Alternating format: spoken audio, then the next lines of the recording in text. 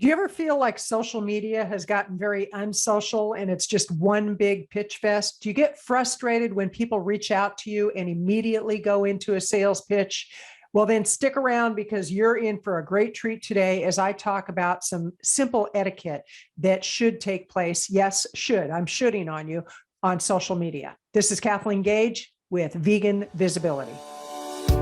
Welcome to the Vegan Visibility Podcast Show, where your host, Kathleen Gage, shines the spotlight on vegan and plant-based businesses and entrepreneurs from all walks of life committed to cruelty-free eating, healthy lifestyles, animal compassion, and the environment. Enjoy the show.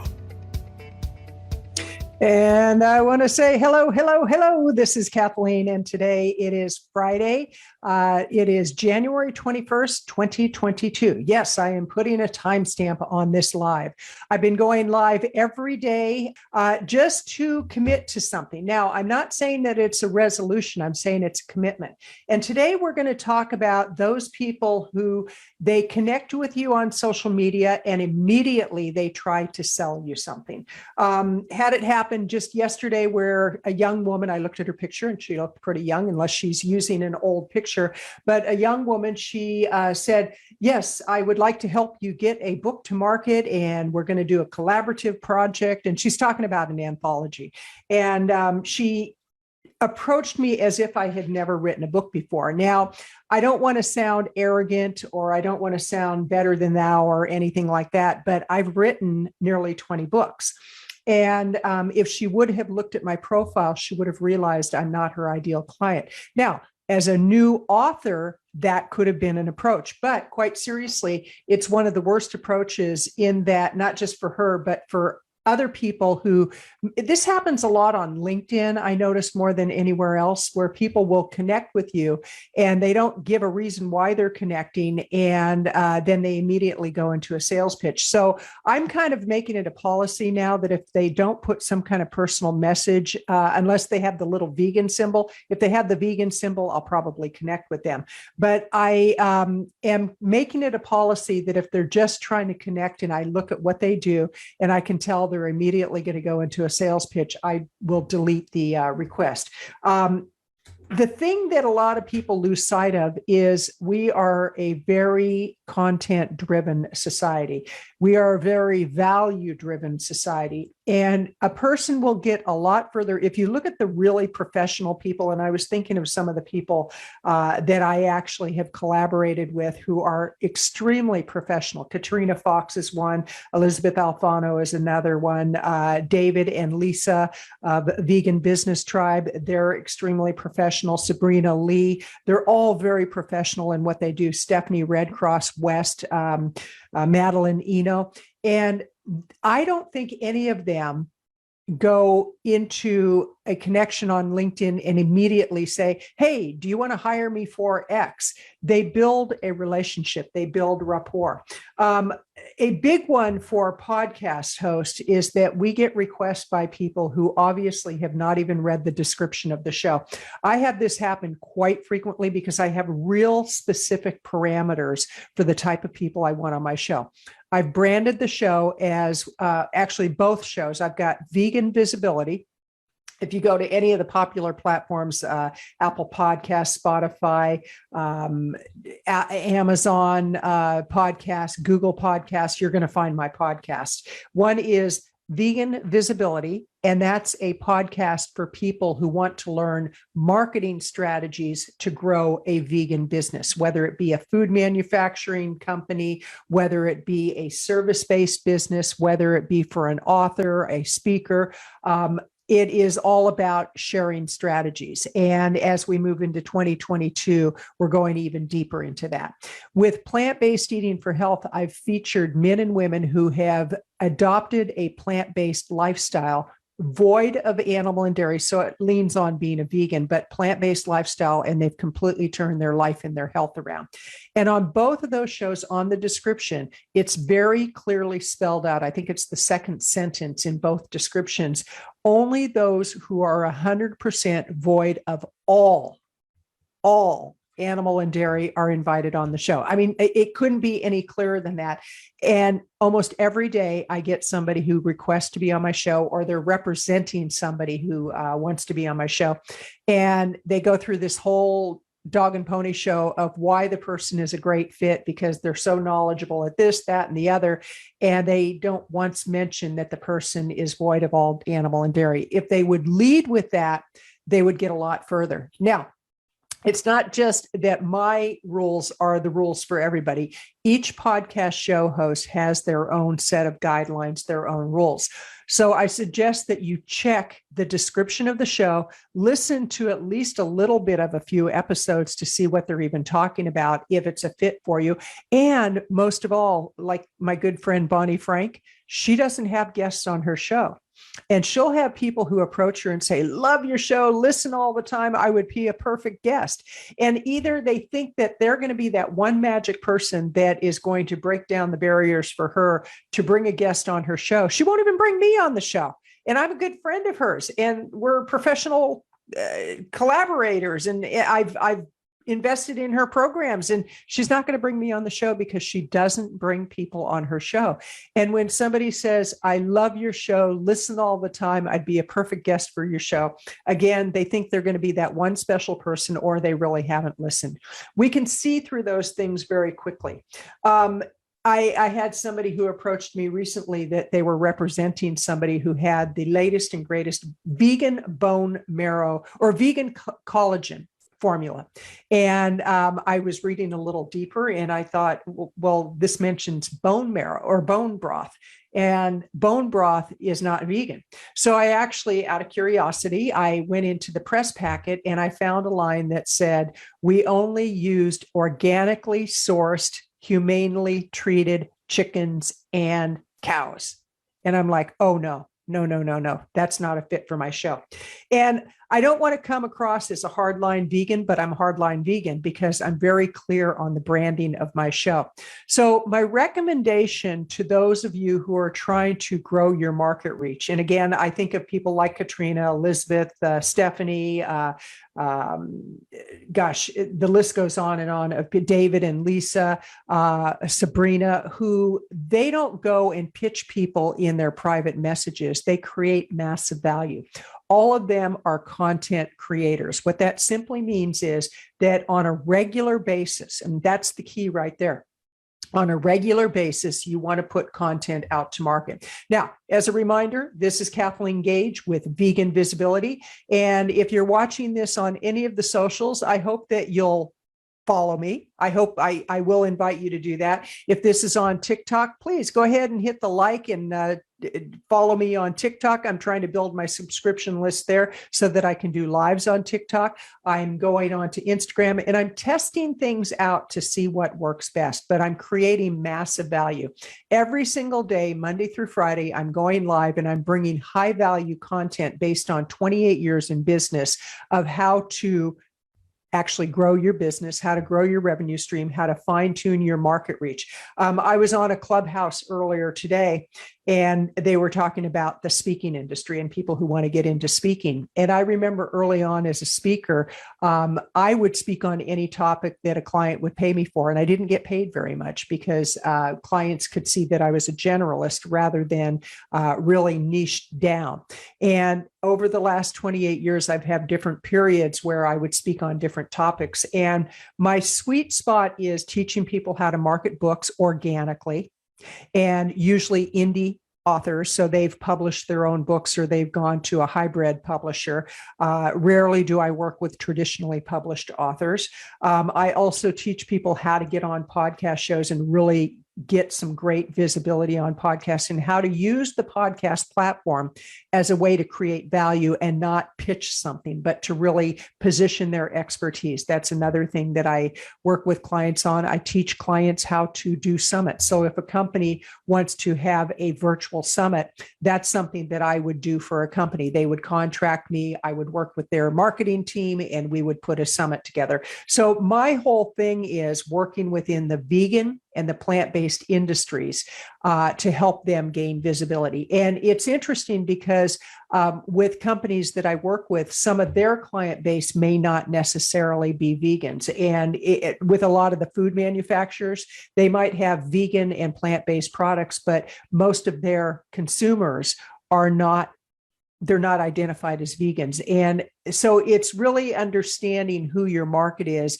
and how to approach your market. Because how I would approach a CEO of a Fortune 100 company would be very different than how I would approach a solopreneur who is starting a coaching practice. And I actually don't work with startups at that level. I might work with startups who got angel funding. So again, it's being really clear. And it's creating content that's of high value to that particular market. So the thing that you want to do is you want to, first of all, identify who is your ideal sweet spot client. And what I have discovered is, even though when you really narrow your approach, you can go very, very deep. And yes, there's a lot of people that won't do business with you as a result of that. But if you're too much of a generalist, you're not going to stand out. So it's better to actually fine tune who you are, what your branding is, and go deep into that so that when people think of whatever it may be, for example, Mitali, who is a vegan publisher, when people are thinking publishers in the vegan industry, they think of her because she's very visible around that. She creates massive value. She's constantly doing videos. She's writing blog posts. She's tweeting. So she's creating a lot of value. And that's what I recommend that you do. It's not about you just blowing your own horn. It's about you thinking, how can you create value for your ideal client or customer? The way you do that is you figure out what's their biggest problem, what keeps them awake at night. Whatever it is that keeps them awake at night, if you have a solution for that, then you need to create high value content that addresses that solution. And my feeling is, give your best content away, because in many cases, they realize that what you're offering is exactly what they need and they don't want to do the work. For example, I have a team of people that handle my website. We're actually in the process of whole rebranding, redoing the website, redoing the back-end hosting, all of the technical stuff. And rather than me sit there and try to figure it out, I hire an expert company that can handle all of the moving pieces so that we can get it done correctly, we can get it done efficiently, and even though I'm making a substantial investment, we can get it done cost effectively. So if you can show your potential clients that you are in fact a viable solution through, you'll save them time, money, or effort, and it may, what's appealing to one person, time might be what they're trying to save. For somebody else, it might be money. So in that case, what you would do is you would create content, whether it be a video program, whether it be short snippets that you put up on TikTok, it might be blog posts, it might be articles, it might be an ebook giveaway, it might be a report. And don't assume you know what people want. Go to your market and find out. Go into discussion rooms and watch what they're talking about. What are people saying they need a solution to, and how do they want that solution delivered? And quite seriously, the longer that we're online, the shorter the solution has to be, or the shorter the time frame for the solution has to be. More is not always better. And it's the same with lists. Bigger is not always better. Sometimes it's better to have a small list that's very responsive than to have a huge list where people just don't open your messages. And when they unsubscribe, they say that you were spamming them, even though they opted into your list. So my recommendation is, first of all, identify who your market is. Based on who your market is, what is their greatest challenge? And are you a solution for that? If you're not, who can you recommend that they actually go to? And based on what you're an expert on and what you can create a solution for, create some high value content to position your expertise and to give them some really good information that they can apply immediately and start moving towards a solution.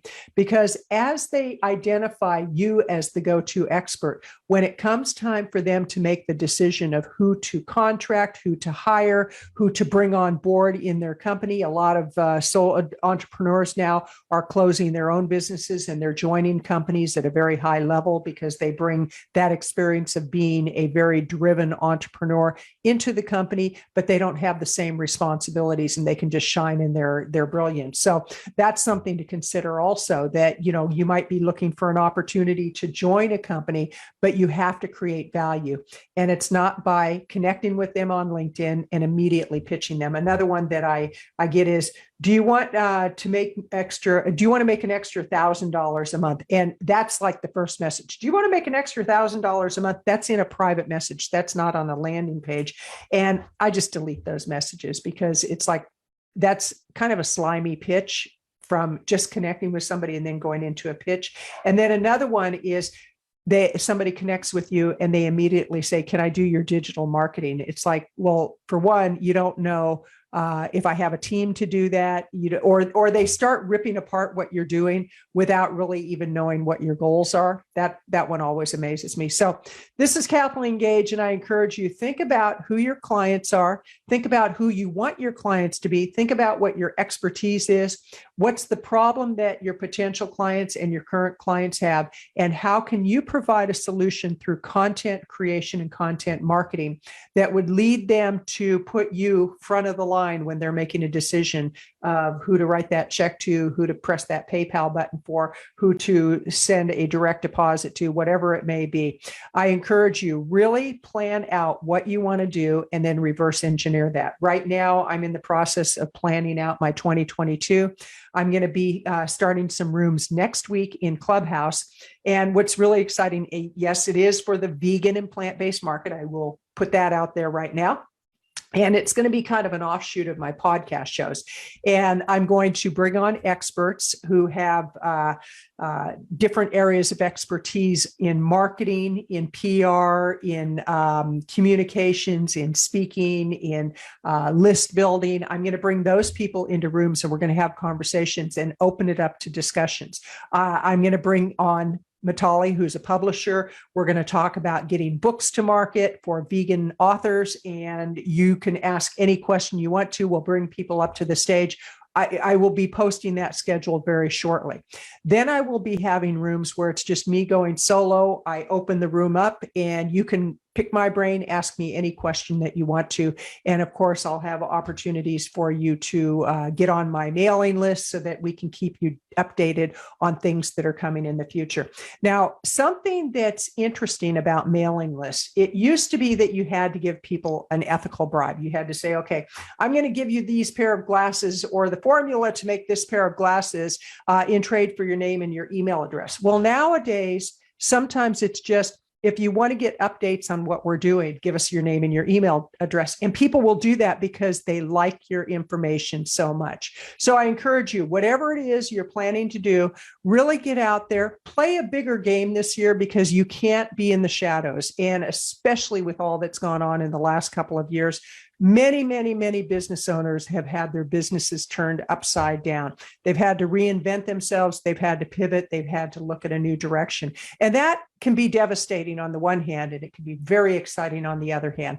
Because in my own business, I was a very busy keynote speaker and corporate trainer, conference trainer, where I was on the road a lot pre-pandemic.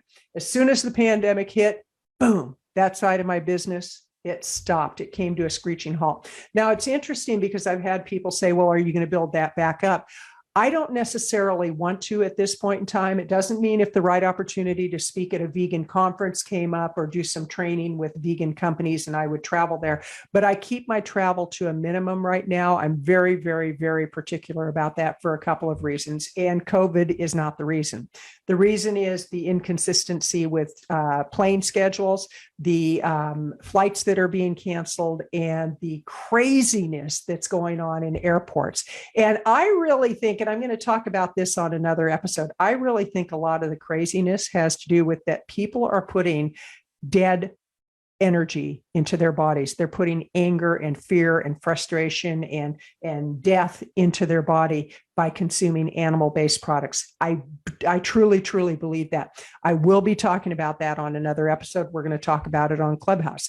This is Kathleen Gage encouraging you. Visit my website, veganvisibility.com. That's veganvisibility.com. Go ahead, check out some of my resources. And if it moves you, get on my list and I'll keep you updated with what's coming in the near future. Also, I encourage you to go to Clubhouse, and it's Kathleen Gage Vegan on Clubhouse. And my club is Vegan Visibility. There's a lot of consistency there. And I'm very niched into the vegan market. This is Kathleen Gage wishing you a great day, a great evening, a great middle of the night. Take care. You've been listening to the Vegan Visibility Podcast Show. Be sure to subscribe to get notified when the next episode is live. And we always appreciate reviews. Join us next time for more inspiration, education, and motivation to build your business one cruelty-free and healthy person at a time.